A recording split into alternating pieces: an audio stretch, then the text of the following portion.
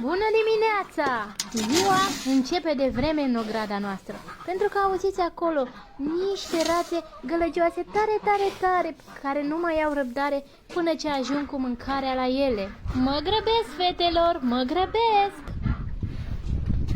Dar, până ce ajung, aș vrea să vă prezint ce meniu special au fetele noastre. Boabe, grâu, orz, ovăz, floarea soarelui, mazăre, măcinate cu multă, multă dragoste pentru fetele noastre. Poftiți, fetelor, masa este pregătită. Poftă bună, dragele mele!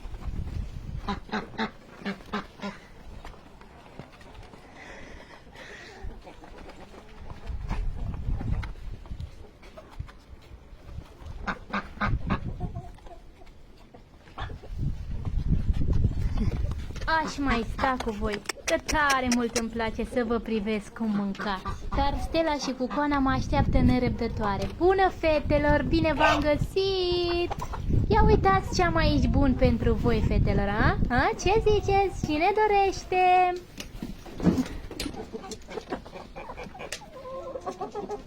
Încet, încet, nu vă înghesuiți. Este pentru toată lumea.